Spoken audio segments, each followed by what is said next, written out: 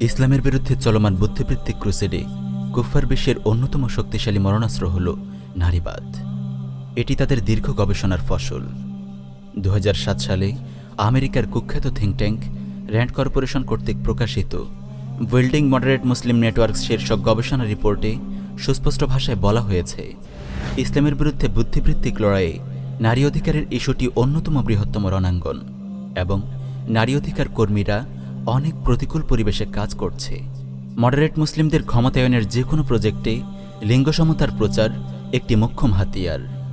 আমেরিকার কুখ্যাত global policy think tank RAND corporation সম্পর্কে বিস্তারিত জানতে দেখুন আমাদের নির্মিত শর্ট ডকুমেন্টারি মডারেট ইসলাম, শতাব্দীর সবচেয়ে বড় ফিতনা। ডিসক্রিপশনে তার লিঙ্ক দেয়া আছে। কিন্তু কেন নারীবাদ নিয়ে তাদের এত হাঁকডাক? কি আছে এই নারীবাদে? ইসলামকে ধ্বংস করতে নারীবাদকে এত বেশি গুরুত্ব দেওয়ার কারণ কি?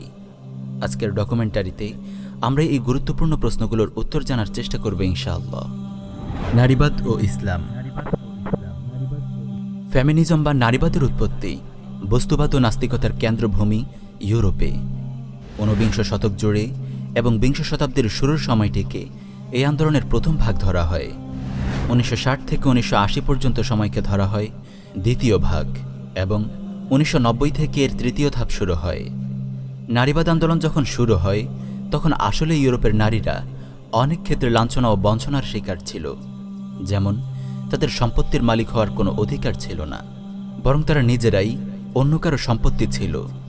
তাদের কোনো উইল বা আইনি কাগজে স্বাক্ষর দেওয়ার অধিকার ছিল না। এছাড়াও আরও অনেক লাঞ্ছনা ও শোষণের নির্মম শিকার ছিল ইউরোপের নারী সমাজ। নারীবাদী আন্দোলনের প্রথম ধাপের দাবিগুলো ছিল ভোটাধিকার, রাজনৈতিক সমতা ও আইনি অধিকার। এই হিসেবে ইউরোপে নারীবাদী আন্দোলনের শুরুর দিকের মৌলিক দাবিগুলো সঠিক ছিল। কিন্তু আন্দোলনের দ্বিতীয় ধাপ থেকে এটি যে দাবিগুলো সামনে নিয়ে আসে তা মানুষের স্বভাব প্রকৃতির সম্পূর্ণ বিপরীত। যেমন লিঙ্গ সমতা, যৌন স্বাধীনতা, কর্মক্ষেত্রে নারী পুরুষের সমান অংশগ্রহণ ইত্যাদি। এই নারীবাদের ফলস্বরূপ পাশ্চাত্য সমাজ পরিণত হয় পশু সমাজে। তারা হারিয়ে ফেলে তাদের পিতৃপরিচয়। নারীরা পরিণত হয় পুরুষের ভোগ্যপণ্যে। ধ্বংস হয়ে যায় পরিবার ব্যবস্থা। আল্লাহ তাআলা এমন পশুর জীবন থেকে মুসলিম বিশ্বকে হেফাজত করুন। কিন্তু ইসলাম আল্লাহ প্রদত্ত ইনসাফ ভিত্তিক সুষম জীবন ব্যবস্থা। এখানে জন্ম থেকে মৃত্যু পর্যন্ত মানব জীবনের সকল বিধিবিধান সুস্পষ্টরূপে বলে দেয়া হয়েছে। পুরুষের অধিকার ও কর্মক্ষেত্র, নারীদের অধিকার ও কর্মক্ষেত্র, নারী ও পুরুষের একে অপরের প্রতি দায়ী দায়িত্ব ইত্যাদি সবকিছু এখানে সুনির্ধারিত। এতে নতুন করে কিছু সংযোজন বিয়োজনের কোনো সুযোগ নেই। ইসলামী জীবন ব্যবস্থায় আল্লাহর চূড়ান্ত ইনসাফের বহিঃপ্রকাশ ঘটেছে। তাই ইসলামী আইনের ক্ষেত্রে কারো অধিকারের জন্য না আন্দোলন করার কোনো সুযোগ আছে, না আন্দোলন করার আদৌ কোনো প্রয়োজন আছে। পাশ্চাত্য সমাজ শতাব্দীর পর শতাব্দী নারীদের উপর জুলুম করেছে, কিন্তু ইসলাম 1400 বছর আগেই নারী ও পুরুষের জন্য ইনসাফ ভিত্তিক আইন প্রণয়ন করে দিয়েছে। আল্লাহর অনন্ত জ্ঞান ও অসীম প্রজ্ঞা থেকেই এসব আইন ও বিধিবিধান উচ্চারিত। তাই ইসলাম সময়ের সঙ্গে ডিগবাজি খায় না। 1400 বছর আগে যেমনটি নাজিল হয়েছে কিয়ামত পর্যন্ত হুবহু এমনই থাকবে। মুসলমানদের যদি আন্দোলন করতেই হয় তবে ইসলামী আইন সঠিকভাবে বাস্তবায়নের জন্য করতে হবে। আর কেউ যদি ইসলামের প্রমাণিত কোনো আইনকে অস্বীকার করে সে ইসলামের গণ্ডি থেকে বের হয়ে কাফের হয়ে যায়। প্রিয় ভাই, ইসলামে নারীর অধিকার ও মর্যাদা নিয়ে এই সংক্ষিপ্ত পরিসরে আলোচনা করা সম্ভব নয়। আমরা এখানে গুরুত্বপূর্ণ কিছু পয়েন্টের দিকে ইশারা করব মাত্র। ইসলামে নারীর অধিকার ও মর্যাদা। ইসলামে পুরুষ ও নারী একে অপরের শত্রু তো নয়, প্রতিদ্বন্দ্বীও নয়, বরং পুরুষ ও নারী উভয়ই ইসলামী সংস্কৃতি ও সভ্যতার মূল ভিত্তি। উভয়ের যৌথ উদ্যোগে গড়ে ওঠে মুসলিম সভ্যতা। এখানে নারী পুরুষের বিকল্প নয়, পুরুষও নারীর বিকল্প নয়। উভয়েরই রয়েছে আপন আপন যোগ্যতা ও দক্ষতা অনুযায়ী আলাদা আলাদা দায়িত্ব ও কর্মক্ষেত্র। নারীবাদীদের মতো ইসলাম নারী পুরুষকে একে অপরের প্রতিযোগী মনে করে না। এটি এমন এক ধ্বংসাত্মক চিন্তা যা মানব সভ্যতার জন্য অনেক বড় হুমকি। বরং ইসলাম তো পুরুষ ও নারীকে একে অপরের অংশ মনে করে, একে অপরের রক্ষাকারী আবরণ মনে করে।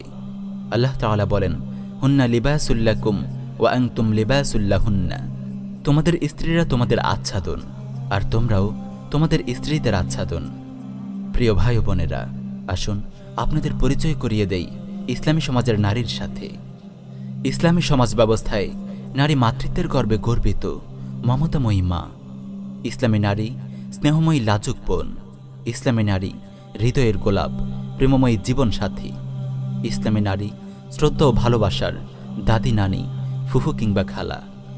একটিবার চিন্তা করে দেখুন, পাশ্চাত্যের পশু সমাজে এই মায়া, মমতা, শ্রদ্ধা ও ভালোবাসায় নারীকে মহিমান্বিত করার কোনো সুযোগ আছে? পাশ্চাত্যের নারী হল ভোগের পণ্য, নাইট ক্লাবের নর্তকী, মদের বারে মদ পরিবেশনকারী, পতিতালয়ের বেশ্যা, হলিউডের নগ্ন অভিনেত্রী, পর্নোমুভির শুটিংয়ে ব্যবহৃত কাঁচামাল বা তুচ্ছ সেক্স টয়, বিজ্ঞাপনের নগ্ন ছবি, অফিসে সহকর্মীর হাতে যৌন হেনস্থার শিকার কর্মচারী, দায়িত্ব নেবার ভয়ে বিয়ে না করে ফুল থেকে ফুলে ঘুরে বেড়ানো লম্পট যুবকদের যৌন লালসা মেটানোর বস্তু, রাস্তাঘাটে ধর্ষণের শিকার অসহায় প্রাণী, সামরিক বাহিনীতে পুরুষ সৈনিকদের দ্বারা ধর্ষিতা নারী সৈনিক, আর যৌবন শেষে শেষ বয়সে বৃদ্ধাশ্রমে গড়াগড়ি খাওয়া এক পরিত্যক্তা থুরথুরে বুড়ি। এই হল পাশ্চাত্যের পশু সমাজের নারী ও নারীর অবস্থান। এবার আসুন আপনাকে ইসলামী শরিয়ায় নারীর মর্যাদা ও অবস্থান দেখাই। ইবাদত ও আখিরাতের দৃষ্টিকোণ থেকে ইসলাম নারী ও পুরুষের মাঝে কোনো পার্থক্য করেনি। আল্লাহ তাআলা বলেন, মান আমিলা সালিহাম মিন যাকারিন আও উনসা ওয়া হুয়া মুমিন ফালানুহইয়ান্নাহু হায়াতান তাইয়্যিবা ওয়া লানাজজিয়ান্নাহুম আজরাহুম বিআহসানি মা কানু ইয়ামালুন। মুমিন নারী ও মুমিন পুরুষের মধ্যে যে কেউ নেকামল করবে তাকে আমি নিশ্চয় পবিত্র জীবন দান করব এবং তাদেরকে তাদের কর্মের শ্রেষ্ঠ পুরস্কার প্রদান করব। দুনিয়াবী হুকুম আহকামের ব্যাপারে ইসলাম নারীকে তার শক্তি, সামর্থ্য ও শারীরিক গঠনের উপযোগী দায়িত্ব ও কর্মক্ষেত্র নির্ধারণ করে দিয়েছে। জন্মের পর থেকে বিয়ের পূর্ব পর্যন্ত মেয়েকে লালন পালন করার দায়িত্ব পিতার ঘাড়ে অর্পণ করা হয়েছে, আর বিয়ের পর থেকে মৃত্যু পর্যন্ত তার ভরণ পোষণের সম্পূর্ণ দায়িত্ব স্বামীকে দেয়া হয়েছে। দুর্ভাগ্যবশত বিয়ের পূর্বে মেয়েকে দেখাশোনার জন্য যদি পিতা বা বড় ভাই ইত্যাদি কেউ না থাকে, তবে বিয়ে দেওয়া পর্যন্ত তার প্রতিপালনের সম্পূর্ণ দায়িত্ব ইসলামী সরকারের। আর বিয়ের পর কোনো কারণে স্বামী মারা গেলে এবং তাকে দেখাশোনার কেউ না থাকলে তখনও তাকে দেখভালের সম্পূর্ণ দায়িত্ব ইসলামী সরকারের। সরকার তার জন্য হয়তো পর্দাসম্মত নিরাপদ কোনো কর্মসংস্থানের ব্যবস্থা করবে, কিংবা কুটির শিল্পের ব্যবস্থা করবে, অথবা সরাসরি বাইতুল মাল থেকে ভাতা দেবে। এত কিছুর পরও মেয়েরা তাদের পিতার কাছ থেকে অর্ধেক সম্পত্তি পাবে। পরিপূর্ণ পর্দা ও নিরাপত্তার গণ্ডির ভেতর থেকে তাদের সর্বোচ্চ শিক্ষা ও কর্মসংস্থান পাওয়ারও অধিকার আছে। এক কথায়, পর্দা ও নিরাপত্তা বজায় থাকলে শিক্ষা ও কর্মসংস্থানের ক্ষেত্রে ইসলাম নারীদের কোনো ধরনের বাধা দেয় না। মৌলিকভাবে পুরুষের দায়িত্ব হল সংসারের অভিভাবকের দায়িত্ব পালন এবং জীবিকা উপার্জন, আর নারীর দায়িত্ব হল গর্ভধারণ, সন্তান প্রতিপালন এবং ঘর সামলানো। আল্লাহ রাব্বুল আলামিন উভয়কেই আপন আপন দায়িত্ব পালনের উপযোগী করে সৃষ্টি করেছেন। উপার্জনের জন্য পুরুষদের তিনি শক্ত সামর্থ্য ও মজবুতকরণে সৃষ্টি করেছেন, আর নারীদেরকে গর্ভধারণের উপযোগী শরীর, জৈবিক প্রক্রিয়া ও উপকরণ দান করেছেন। তাদের বুকে দুধ দান করেছেন সন্তান প্রতিপালনের জন্য। তাদের দেহকে কোমল এবং হৃদয়কে মায়ামমতায় ভরে দিয়েছেন। আল্লাহ তাআলা বলেন, আর রিজালু কাওয়ামুনা আলান নিসাই বিমা ফাদ্দালাল্লাহু বা'দাহুম আলা বা'দ ওয়া বিমা আনফাকু মিন আমওয়ালিহিম ফাসসালিহাতু কানিতাতুন হাফিজাতুন লিল গায়বি বিমা হাফিজাল্লাহ। পুরুষ নারীর তত্ত্বাবধায়ক, কারণ আল্লাহ তাআলা তাদের একে অপরের উপর শক্তি সামর্থ্যে শ্রেষ্ঠত্ব দান করেছেন, এবং এই জন্য যে পুরুষ তাদের ধনসম্পদ ব্যয় করে, সুতরাং নেককার স্ত্রীরা আনুগত্য ও লোকচক্ষুর অন্তরালে আল্লাহ যা সংরক্ষিত করেছেন তা হেফাজত করে। রাসূলুল্লাহ সাল্লাল্লাহু আলাইহি ওয়াসাল্লাম জীবনে কখনো তার স্ত্রীর ওপর হাত তোলেননি। স্ত্রীদের সঙ্গে তার ভালোবাসা ছিল প্রবাদ তুল্য। তিনি ইরশাদ করেন, খায়রুকুম খায়রুকুম লি আহলি ওয়া আনা খায়রুকুম লি আহলি। তোমাদের মধ্যে সেই উত্তম যে তার পরিবারের কাছে উত্তম, আর আমি তোমাদের মধ্যে আপন পরিবারের কাছে অধিক উত্তম। এমনকি কোনো কারণে স্ত্রীকে ভালো না লাগলেও ইসলাম তার সঙ্গে সম্পর্ক ছিন্ন না করার এবং সুন্দর আচরণ করার নির্দেশ দিয়েছে। আল্লাহ তাআলা বলেন, ফাইন কারিহতুমুহুন্না ফাআসা আন তাকরাহু শাই ওয়া ইয়াজআলাল্লাহু ফীহি খায়রান কাসীরা। তোমরা যদি স্ত্রীদের অপছন্দ করো তবে এমন হতে পারে যে আল্লাহ তাআলা যাকে প্রভূত কল্যাণ দান করেছেন তোমরা তাকেই অপছন্দ করছো। ইসলাম কন্যা সন্তানকে সৌভাগ্যের প্রতীক হিসেবে চিহ্নিত করেছে। রাসূলুল্লাহ সাল্লাল্লাহু আলাইহি ওয়াসাল্লাম ইরশাদ করেন, মান আলা জারিয়াতাইনি হাত্তা তাবলুগা জাআ ইয়াউমাল কিয়ামাতি আনা ওয়া হুয়া ওয়া দাম্মা আসাবিআ। যে ব্যক্তি সাবালিকা হওয়া পর্যন্ত দুজন মেয়েকে লালন পালন করবে, আমি আর সে কিয়ামতের দিন এরকম কাছাকাছি থাকব। এই বলে তিনি তার 2 আঙ্গুল মিলিয়ে দেখালেন। প্রিয় বোনেরা, আপনাদের জন্য আমরা সম্প্রতি সালিহাত নামে নতুন একটি চ্যানেল লঞ্চ করেছি। সেখানে ইসলাম ও মুসলিম বোনদের নিয়ে বিভিন্ন জরুরি প্রসঙ্গে আলোচনা হয়ে থাকে। চ্যানেলটির লিংক ডিসক্রিপশনে দেয়া আছে। সাবস্ক্রাইব করে আপনিও হতে পারেন সালিহাত পরিবারের একজন। নারীবাদী চক্রটি জোরেশোরে প্রচার করছে গর্ভধারণ, সন্তান প্রতিপালন, পুরুষের ঘর সামলানো ইত্যাদি নারীর জন্য অপমানজনক। নারীরা এমন তুচ্ছ কাজের জন্য সৃষ্টি হয়নি। তাদেরও চাই পুরুষের মতো কর্মক্ষেত্রে সমান অংশগ্রহণ এবং ক্যারিয়ার গঠনের সুযোগ। তারাও পুরুষের সঙ্গে কাঁধে কাঁধ মিলিয়ে সভ্যতা বিনির্মাণে অংশগ্রহণ করতে চায়। চটকদার কথাগুলো শুনতে বেশ ভালো, কিন্তু এটি কত বড় একটি শয়তানি একটু চিন্তা করলেই তা বুঝে আসবে। চলুন বিষয়টি নিয়ে সংক্ষেপ আলোচনা করা যাক। মাতৃত্ব নারীর গৌরব ও মর্যাদার প্রতীক।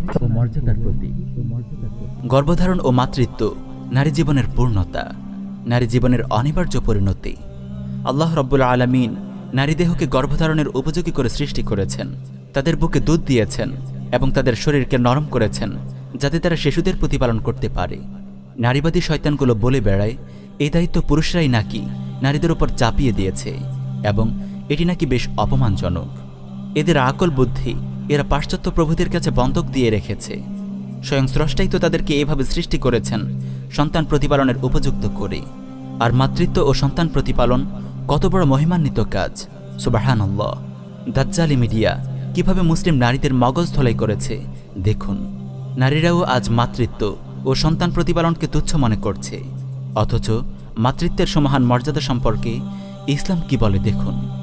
এক ব্যক্তি রাসূলুল্লাহ সাল্লাল্লাহু আলাইহি ওয়াসাল্লামের কাছে এসে বলে, মানুষের মধ্যে আমার সুন্দর ব্যবহার পাওয়ার সবচেয়ে বেশি হকদার কে? রাসূলুল্লাহ সাল্লাল্লাহু আলাইহি ওয়াসাল্লাম বলেন, তোমার মা। তারপর কে? তিনি আবার বলেন, তোমার মা। তারপর কে? তিনি আবার বলেন, তোমার মা। সে চতুর্থবার জিজ্ঞেস করে, তারপর কে? রাসূলুল্লাহ সাল্লাল্লাহু আলাইহি ওয়াসাল্লাম উত্তর দেন, তোমার পিতা। এখান থেকে বোঝা গেল মায়ের হক পিতার হকের 3 গুণ বেশি। সুবহানাল্লাহ। একজন মা কত বেশি মর্যাদাবান, আর একটি শিশুকে যথাযথভাবে বড় করে তোলা কত বড় গুরুত্বপূর্ণ দায়িত্ব, যার হাতে পরিচালিত হবে আগামীর সমাজ, ভবিষ্যতের পৃথিবী। মানুষের জীবনে আপন সন্তানকে বড় করে তোলার চেয়ে বড় স্বপ্ন আর কি হতে পারে? একজন পিতা রোদে পুড়ে বৃষ্টিতে ভিজে নিজেকে সন্তানের ভবিষ্যতের জন্য তিলে তিলে ক্ষয় করেন, আর একজন মা তাকে পরম আদর ও মায়া মমতায় বড় করে তোলেন। এত বড় একটি দায়িত্ব অশিক্ষিত বুয়া কিংবা কাজের ছেলের হাতে কিভাবে তুলে দেয়া যায়? সন্তানের উত্তম পরিচর্যা ও প্রতিপালনের চেয়ে মায়ের জন্য শ্রেষ্ঠ ক্যারিয়ার আর কি হতে পারে? পৃথিবীর শ্রেষ্ঠ মানুষগুলো তো মায়ের যথার্থ তরবিয়তের কারণেই বড় হয়েছে। একজন ইমাম মালিক তৈরি করা, একজন সালাহউদ্দিন আইয়ুবী তৈরি করা, একজন আব্দুল্লাহ আজম তৈরি করা কি আপনার কাছে ছোট কাজ মনে হয়? মাতৃত্বের এই মহান ক্যারিয়ারের কি কোনো মূল্য নেই? বাইরে গিয়ে পুরুষের সঙ্গে ধাক্কাধাক্কি করে 2 পয়সা কামানোই কি ক্যারিয়ার? এই নারীবাদী শয়তানগুলোর বিবেক কতটা পৌঁছে গেছে দেখুন। বাসায় নিজের প্রিয়তম জীবন সাথী স্বামীর সেবা করলে নাকি নারী পুরুষের দাসী হয়ে যায়, অথচ তারাই যখন অফিসে বসের সেবা করে, বিমানবালা হয়ে বিমানের যাত্রীদের সেবা করে, রাস্তাঘাটে পুরুষের উৎপীড়নের শিকার হয়, তখন সেটি হয়ে যায় ক্যারিয়ার। ছি, ধিক্কার জানাই তাদের এমন নষ্ট বিবেকের প্রতি। স্বামী যখন স্ত্রীপুত্রের মুখে হাসি ফোটানোর জন্য মাঠে ময়দানে অফিস আদালতে হাড় ভাঙা খাটুনি খাটে, মাথার ঘাম পায়ে ফেলে প্রিয়তমা স্ত্রীর সুখ ও আনন্দের জন্য জীবন বিলিয়ে দেয়, তখন সেটিকে কিভাবে মূল্যায়ন করবেন?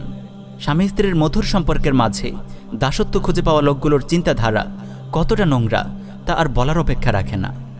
প্রিয় বোন, তথাকথিত ক্যারিয়ার বিলাসিতায় যদি আপনারাও হারিয়ে যান, তবে জেনে রাখুন শীঘ্রই অভিশপ্ত পাশ্চাত্য সংস্কৃতির অনুসরণে এদেশেও গড়ে উঠবে বৃদ্ধাশ্রম। রঙিন ক্যারিয়ারের স্বপ্নে বিভোর হয়ে যে সন্তানকে আপনি বুয়োর হাতে তুলে দিয়েছিলেন, সেও আপনাকে বৃদ্ধাশ্রমেই ফেলে আসবে। অসভ্য ইউরোপিয়ানদের মতো আপনার জীবনও হয়ে উঠবে ধুধু মরুভূমি। এবার চলুন জানা যাক নারীবাদের প্রস্তুতি ও বাজারজাতকারী পাশ্চাত্য সমাজে নারীরা কেমন আছে। পাশ্চাত্য সমাজে নারী। নারীবাদের লীলাভূমি পাশ্চাত্য সমাজেই নারীরা সবচেয়ে বেশি অরক্ষিত, অনিরাপদ এবং নির্যাতিত। অথচ নারী ক্ষমতায়ন ও নারী মুক্তির জন্য যা করার তারা সব করেছে। চলুন দেখা যাক নারীবাদ তাদেরকে কি দিয়েছে। জর্জ মেসন ইউনিভার্সিটির একটি অনুসন্ধানের রিপোর্টে উঠে এসেছে, আমেরিকার প্রতি 3 জনের একজন জীবনে একবার হলেও যৌন নির্যাতনের শিকার হয়, আর 19.3% নারী জীবনে একবার হলেও ধর্ষিতা হয়। ন্যাশনাল ক্রাইম ভিক্টিমাইজেশন সার্ভে অনুযায়ী আমেরিকায় প্রতি 73 সেকেন্ডে একজন যৌন হয়রানির শিকার হয়, আর প্রতি 9 মিনিটে যৌন হয়রানির শিকার হয় একজন শিশু। আর যৌন হয়রানিকারী প্রতি 1000-এ গ্রেফতার হয় মাত্র 5 জন। প্রতি 6 জনের একজন আমেরিকান জীবনে একবার হলেও ধর্ষিত হয়। শীর্ষ ধর্ষক দেশগুলোর তালিকায় শীর্ষস্থান দখল করে রেখেছে আমেরিকা, ব্রিটেন, কানাডা ও ফ্রান্সের মতো নারীবাদের প্রচারকারী দেশগুলো। নারীকে সবচেয়ে বেশি অপমানিত ও লাঞ্ছিত করা হয় পর্ন ইন্ডাস্ট্রিতে। এটি এখন গোপন কোনো বিষয় নয় যে আমেরিকা সহ পাশ্চাত্য রাষ্ট্রগুলোতেই তৈরি হয় পৃথিবীর সব পর্ন মুভি। নারীর সম্মান ও মর্যাদার কবর রচনাকারী এই অসভ্য রাষ্ট্রগুলোই আবার নারী অধিকার নিয়ে কথা বলে। শয়তানিরও একটা সীমা থাকা চাই। খুব শীঘ্রই মানুষরূপী এই পশুগুলো লাঞ্ছিত হবে ইনশাআল্লাহ। আপনি নিশ্চয় জানেন, ধর্ষণ ও যৌন হয়রানি তখনই বলা হয় যখন তা সংশ্লিষ্ট নারীর অমতে হয়। ব্যভিচারকারী নারী ও পুরুষ উভয়ে যদি রাজি থাকে তাহলে পাশ্চাত্য নারীবাদী আইনে তা অপরাধ নয়। তাহলে তাদের নৈতিকতার কি খবর, চলুন দেখা যাক। 2013 সালে প্রকাশিত দ্য ওয়াশিংটন পোস্টের এক রিপোর্টে বলা হয়, আমেরিকার শতকরা 48 জন নারীর প্রথম সন্তানটি হয় জারস্থতা হারামজাদা, এবং খুব দ্রুত হারামজাদা হওয়ার এই হার 50% পেরিয়ে যাবে। বুঝতেই পারছেন, এই পশু সভ্যতার অর্ধেকের চেয়েও বেশি মানুষ জারজ। এদের কাছ থেকে সন্ত্রাস, লাম্পট্য ও জুলুম ছাড়া পৃথিবী আর কী বা আশা করতে পারে। নারীবাদ, নারী ক্ষমতায়ন, নারী মুক্তির নামে ইউরোপের অভিশপ্ত সমাজের লম্পট পুরুষেরা তাদের নারীদেরকে কিভাবে তাদের যৌন লালসা মেটানোর পুতুলে পরিণত করেছে তার বয়ান শুনুন প্রখ্যাত কথাশিল্পী হুমায়ুন আহমেদের বয়ানে। তিনি তার হোটেল গ্রেভার ইন নামক ভ্রমণ কাহিনীতে তার এক মার্কিন সহপাঠিনীর কথা এভাবে তুলে ধরেন, আমার সঙ্গে রুথ কন্ডাল বলে এক আমেরিকান ছাত্রী পিএইচডি করত। এই মেয়েটি কোনো স্বামী জোগাড় করতে পারেনি, ভবিষ্যতেও যে পারবে এমন কোনো সম্ভাবনা নেই। মেয়েটি মৈনাক পর্বতের মতো। সে আমাকে দুঃখ করে বলেছিল, আমার যখন 17-18 বছর বয়স ছিল তখন আমি এত মোটা ছিলাম না, চেহারাও ভালোই ছিল। তখন থেকেই চেষ্টা করছি একজন ভালো ছেলে জোগাড় করতে, পারিনি। কতজনের সঙ্গে যে মিশেছি, ওদেরকে ভুলিয়ে রাখার জন্য কত কিছু করতে হয়েছে। আগেকার অবস্থা তো নেই। এখন ছেলেরা ডেটিংয়ের প্রথম রাতেই বিছানায় নিয়ে যেতে চায়। না করি না, না করলে যদি বিরক্ত হয় আমাকে ছেড়ে অন্য কোনো মেয়ের কাছে চলে যায়।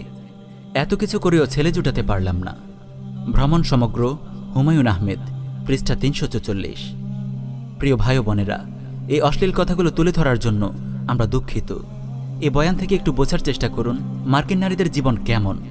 নারী মুক্তির নামে তারা নারীদেরকে কিভাবে যৌন লালসার নির্মম শিকার বানিয়েছে। মিটু আন্দোলনের কথাটিও একবার মনে করে দেখুন। যদি এদেশে নারীবাদ সফলভাবে প্রতিষ্ঠা লাভ করতে পারে তাহলে আমাদের সমাজের কি অবস্থা হবে। অভিশপ্ত মার্কিন সমাজ থেকে চোখ ফিরিয়ে এবার আমাদের মুসলিম সমাজের বিবাহ ও পরিবার ব্যবস্থার দিকে একটু নজর দিন। মুসলিম নারীরা কতটা নিরাপদ, কতটা ভারমুক্ত, কতটা পবিত্র থাকার সুযোগ পাচ্ছে একটু চিন্তা করে দেখুন। নারীবাদী শয়তানরা আসলে কি চায়? চলুন এবার আমরা দেখব নারীবাদী চক্রের আসল উদ্দেশ্য কি। তাদের মুখ থেকেই শোনা যাক তাদের অভিশপ্ত এজেন্ডাগুলো সম্পর্কে। 2000 সাল নাগাদ আমরা আশা করি আমাদের শিশুদেরকে সৃষ্টিকর্তার ওপর নয় বরং মানব শক্তির ওপর বিশ্বাসী করে গড়ে তুলতে পারব। যেহেতু বিয়ে নারীদেরকে দাসত্বের শিকলে বন্দী করে, তাই এটি স্পষ্ট যে নারী আন্দোলনকে অবশ্যই এই বিবাহ প্রথার ওপর আক্রমণের প্রতি মনোনিবেশ করতে হবে। বিবাহ প্রথা বিলোপ করা ছাড়া নারী স্বাধীনতা অর্জন করা যাবে না। বিবাহ প্রথার পরিসমাপ্তিই হল নারী মুক্তির অত্যাবশ্যকীয় শর্ত। তাই আমাদের তরফ থেকে মহিলাদেরকে এই উৎসাহ দেওয়া জরুরি যে তারা যেন তাদের স্বামীদেরকে পরিত্যাগ করে এবং পুরুষদের সঙ্গে পৃথকভাবে বসবাস না করে। সকল ইতিহাসকে অবশ্যই নারী নির্যাতনের বিভিন্ন পর্যায়কে সামনে রেখে নতুন করে লিখতে হবে। আমাদেরকে অবশ্যই ভোজবাজির মতো চোখের পলকে প্রাচীন নারী ধর্মে ফিরে যেতে হবে। শিশুদেরকে সমতার ভিত্তিতে গড়ে তোলার জন্য আমাদেরকে অবশ্যই পরিবারগুলোকে দূরে ঠেলে দিয়ে শিশুদেরকে সাম্প্রদায়িকভাবে গড়ে তুলতে হবে। আমাদের উচিত পুরুষদের সব ধরনের প্রভাব থেকে শিশুদেরকে মুক্ত রাখা। একটি পরিবার তার শিশু সদস্যদের জন্য সবচেয়ে উত্তম যে কাজটি করতে পারে তা হলো তাকে হত্যা করা। সুন্দর আগামী বিনির্মাণে গর্ভপাত বিশ্বের লাখো লাখো নারীর জন্য অত্যাবশ্যকীয়। প্রিয় ভাই ও বোনেরা, তাদের এই বক্তব্যগুলোর সারমর্ম কি পেলাম আমরা? এক কথায় তারা বিয়ে ও পরিবার ব্যবস্থাকে সমূলে উৎখাত করতে চায়। আর মুসলমান হিসেবে একথা আমাদের অজানা নয় যে পরিবার হলো ইসলামী সমাজ ব্যবস্থার একটি মৌলিক প্রতিষ্ঠান। আমরা ইসলামী সমাজ ব্যবস্থাকে যদি একটি পাকা ভবন হিসেবে কল্পনা করি তাহলে পরিবার হলো সেই ভবনের এক একটি ইট। তাই পরিবার ব্যবস্থা ধ্বংস করে ফেলা মানে ইসলামী সমাজ ব্যবস্থার প্রতিটি ইট খুলে ফেলা। আশা করি বুঝতে পেরেছেন মুসলিম সমাজে নারীবাদ ছড়ানোর নেপথ্যে এদের উদ্দেশ্য কি। নারীবাদের প্রতিষ্ঠা মানে ইসলামের বিদায়। তাই সাবধান বাংলার মুসলিম। বাংলাদেশে নারীবাদ ও সিডাও সনদ। ইসলাম বিধ্বংসী এই জঘন্য মতবাদকে বিশ্বজুড়ে ছড়িয়ে দিতে 1979 সালের 18 ডিসেম্বর জাতিসংঘের সাধারণ পরিষদে প্রণীত হয় সিডাও সনদ। বিশ্বের 186টি সদস্য রাষ্ট্র সিডাও সনদে স্বাক্ষর করেছে। বাংলাদেশের তাগুত শাসক গোষ্ঠী 1984 সালে ইসলাম ধ্বংসের এই সনদে স্বাক্ষর করে। নাউযুবিল্লাহি মিন যালিক। সিডাওয়ের পূর্ণরূপ হচ্ছে convention on the elimination of all forms of discrimination against women, বা নারীর প্রতি সকল প্রকার বৈষম্য বিলোপ সনদ। এই সনদের প্রথম পরিচ্ছেদেই স্পষ্ট করা হয়েছে নারীর প্রতি বৈষম্য নামে নারীকে যে কোনোভাবেই পুরুষ থেকে আলাদা করে দেখা, পুরুষ ও নারীর মাঝে যে কোনো ধরনের পার্থক্য করাই নারীর প্রতি বৈষম্য বলে বিবেচিত হবে। আর এই বৈষম্য বিলোপ করাই এই সিডাও সনদের উদ্দেশ্য। প্রিয় ভাইয়েরা, বাংলাদেশের তাগুত সরকার ধীরে ধীরে সিডাও সনদের বাস্তবায়নের পথে অনেক দূর এগিয়ে গেছে। নারীবাদের সর্বনাশা ছোবল একের পর এক আঘাত হানছে মুসলিম সমাজে। নারীবাদের মূল এজেন্ডা বিয়ে ও পরিবার ব্যবস্থা ধ্বংসের মহড়া চলছে পুরো দমে। বাংলাদেশের বর্তমান পরিস্থিতি থেকে কয়েকটি উদাহরণ দেয়া যাক। এই সনদের 16 নম্বর পরিচ্ছেদের গ ধারায় নারীকে তালাকের অধিকার প্রদান করা হয়েছে। তাগুত সরকার তা বাস্তবায়নও করেছে। আর বাংলাদেশে তার ফলাফলও স্পষ্ট। পরিবারে ভাঙন শুরু হয়েছে, ডিভোর্সের হার বেড়ে গেছে বহু গুণে। সম্প্রতি প্রকাশিত এক জরিপে দেখা যাচ্ছে ডিভোর্স পেপার যারা জমা দিচ্ছে তাদের 70.85% হলো নারী, আর 29.15% হলো পুরুষ। নারীবাদের অন্যতম এজেন্ডা মুসলিম নারীদের পর্দাহীন করার তোড়জোড় এদেশে শুরু হয়েছে অনেক আগে। হিজাব পড়তে মেয়েদেরকে বাধ্য করা যাবে না মর্মে আইন পাশ করেছে তাগুত সরকার। পরিস্থিতি এমন পর্যায়ে পৌঁছে গেছে যে বিভিন্ন স্কুল কলেজে হিজাব পরা নারীদেরকে ঢুকতেও দেওয়া হচ্ছে না। এ নিয়ে উম্মাহ নিউজ চ্যানেল থেকে আমরা একটি নিউজ স্টোরিও শেয়ার করেছি, যার নাম আইডিয়াল স্কুল ট্র্যাজেডি, তাগুতি শিক্ষা ব্যবস্থার স্পষ্ট প্রতিচ্ছবি। ডেসক্রিপশনে লিঙ্ক দেয়া আছে, প্রয়োজনে দেখে নিতে পারেন।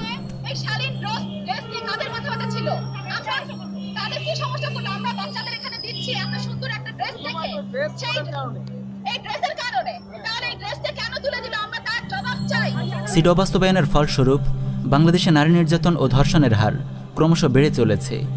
মানবাধিকার সংস্থা অধিকারের তথ্য মতে কেবল 2011 সাল থেকে 2018 সাল পর্যন্ত 8 বছরে বাংলাদেশে 13,638 জন নারী ধর্ষিতা হয়েছে। এগুলো তো এই ভূমিতে নারীবাদ বিস্তারের নিছক কয়েকটি নিদর্শন। আমাদের অজান্তেই তাগুত প্রশাসন, দাজ্জালি মিডিয়া ও বিদেশি এনজিওগুলোর হাত ধরে মুসলিম সমাজের গভীরে ছড়িয়ে পড়ছে নারীবাদের প্রজন্ম বিধ্বংসী দূষণ। ক্রমে শিথিল হয়ে আসছে পারিবারিক বন্ধন। ইউরোপের জাহেলিয়াতের দিকে যাত্রা করছে আমাদের এই দেশ।